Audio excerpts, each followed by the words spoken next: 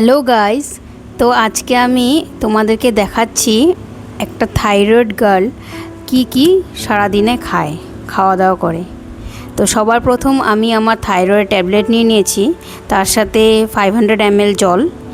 তারপরে কিছু থাইরয়েড যোগা করে নেব, সেটা আমি ইউটিউব থেকে দেখে নেই কি যোগা করলে থাইরয়েডটা মেনটেন থাকে। আমি সেই সব যোগা করে নেই সকাল সকাল উঠেই। তারপর আমি অল্প ব্রিদিং এক্সারসাইজ, তার সাথে অল্প মেডিটেশনও করে নেই।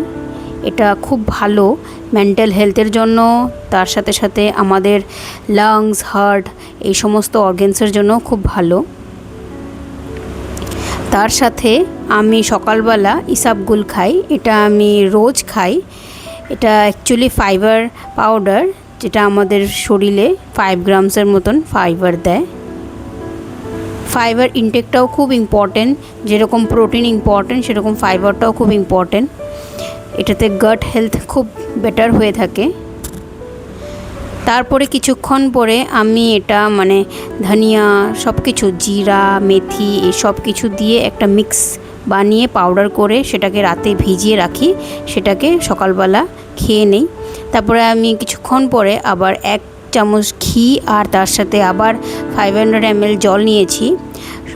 সকালের ব্রেকফাস্ট ছিল আমার ডালিয়ার খিচুড়ি, তার সাথে 2টো বয়েল ডিম আর অল্প একটা ছোট পিস পেঁয়াজ। তারপরে অল্প চা খেয়ে নিয়েছিলাম।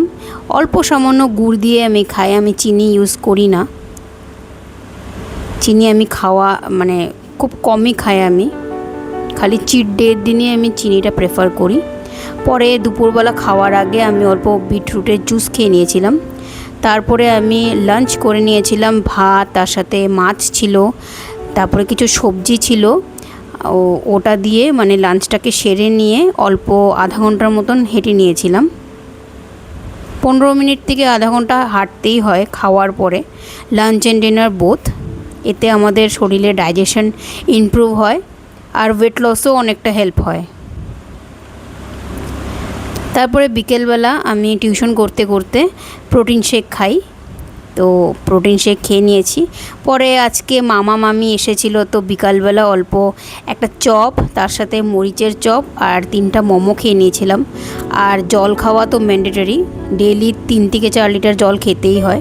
ডিনারটাও সেমই ছিল। তো আমার যদি ভিডিওটা ভালো লাগে তাহলে থ্যাংক ইউ।